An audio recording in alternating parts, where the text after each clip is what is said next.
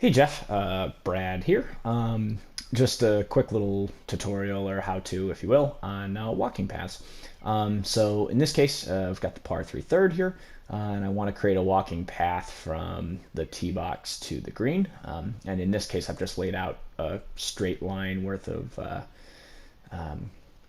measurements, which is what I use. Again, it's this measurement tool here.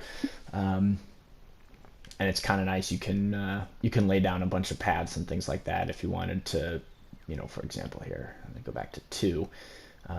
Let's say I wanted to lay one out here. You could actually go this route, and you know, put down a bunch of these little, things if you wanted to make it a little more wavy or straight or whatever it is to get to the fairway. And then that way now you have at least a template for your walking path. Let's say you wanted it to look like that. You know, so that's the first thing I'd recommend. But in this case, you wanted to keep it. I'm assuming you want to keep it kind of straight, as Sedgefield kind of does. So, which is fine. Nothing wrong with that. A couple things with walking paths. First of all, for my tee boxes, I use the fairway texture. I don't use the green texture, just because I like to have the putting surfaces be a completely different shade than the fairways. It's just a personal preference. If your tee boxes are green textures, that's fine. Then you can use fairway because again, that'll be a nice contrast from what you'll have. But in my case, the only contrasting texture that's one step beneath fairway is light rough. So what I use for walking paths is I use rough, and I'll go to my spline here, and then with my little cheat here, my little line, I will use it as a guide as best I can. Whoops. I generally prefer a little more wavy of a walking path personally, but that's all right. Ta-da! And there's there's a walking path. Now you'll see if I go to my spline point here, you'll see that my path width is only at 2 yards. I find that if you go down to the full 1.7, and you can even see it here with the light rough texture, you do get waviness to your lines. As you can see here, it gets kind of wavy at 1.7. So I find that 2.0 even is my that 2.0 is the best kind of middle ground for. It's not a super huge walking path. It is still kind of smaller, but it eliminates some of that major wave. Again, you still get some of these wavier lines down here too, but that's what I'd recommend. You can actually almost. Where's my spline points? Up here somewhere. There we go. You can almost go a little bit bigger too if you wanted. See, there's 2.2 actually.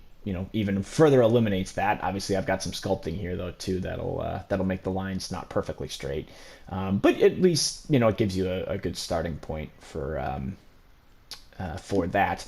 However, now let's say I wanted to swap this texture. Whoopsie, or select the surface rather. Let's say if I want to make this a fairway. You'll see that at the 2.2 mark, we're good. With waviness and things like that. If I go down to 2 even, it might get just a little wavy, but it's not too bad. At least I don't think it's too bad. And again, just because you're dealing with sculpting things, like right here, you can see it gets a little wavy. Right here, especially too, kind of going up the hill. But the fairway texture kind of exacerbates the waviness. And in my case, it's the exact same texture as the tee box. So I don't know. Visually, I'm not a big fan of fairway. But again, if your tee box is what's it called? If your teeing ground is the green texture, then fairway could be again a nice contrast compared to what you have. But personally, again, I keep my walking paths at either. Whoops, that's different. That's actually a different spline. Let me see here. Whoops, I just had it. This one.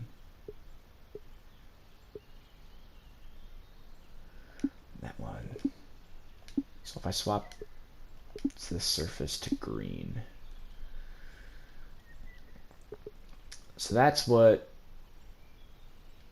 this would look like. I've got both my, where's my spline point? There we go.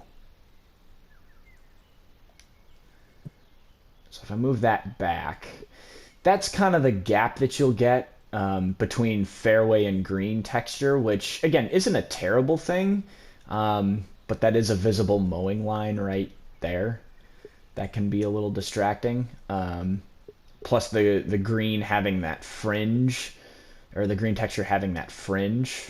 I think, personally, I like the surface of fairway with light rough surrounding it, that look, compared to the other one. Again, that's just a personal preference. But then if I take this spline point here, and I select my surface to go to rough,